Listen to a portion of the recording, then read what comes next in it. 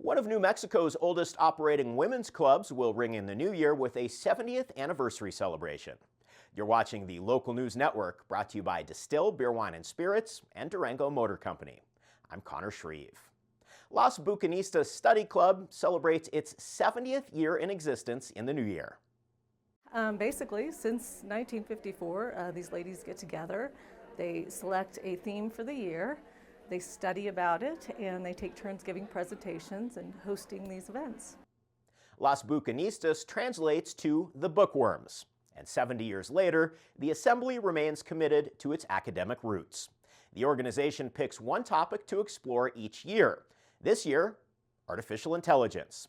Each member chooses a study area within the subject to present to the group. Mary Culpepper has been a member since the 1950s. Haven't been active in the group for a long time. As I got a family, I got too busy. Oh, I think that it's anytime you are with people who are interested in knowing something and you can enlarge on it a little bit, you're ahead. There's too much to know these days. The group votes to accept new members, whom other members nominate. The process keeps membership small. Originally, the group needed to be compact enough to fit everyone in members' living rooms for meetings. Sort of the women's study clubs as they came about, that's where we have the public library in Farmington, the public library in Aztec. That was the Arturian Club that met in 1909.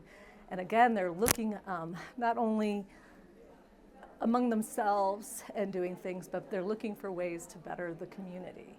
And again, one of the things that we did today was we made a donation to the library in honor of the first library in Farmington.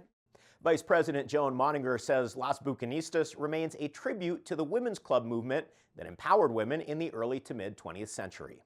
It really harkens back to what was the women's club movement of the late 19th and early 20th century. And these were different clubs that were being formed really because women had limited access to education opportunities. They didn't have seats of power in their communities in terms of how political and social decisions were made. They couldn't vote. And so what you see coming out of a lot of these groups under that umbrella of the Women's Federation is more access to power. Las Bucanistas meets twice a month and will hold 14 artificial intelligence presentations before moving on to a new subject. Moninger appreciates the learning model. I like the camaraderie of the women. Again, I'm not originally from here, so getting together with a lot of these ladies who've been here a long time, they are smart, they know things, they know the community. They're always just a wealth of information and stories, and so I really love hearing the stories from them. Discover more about Las Bucanistas and its history through the Four Corners Historical Society. You can learn more about this story and others online at farmingtonlocal.news. Thanks for watching this edition of the Local News Network. I'm Connor Shreve.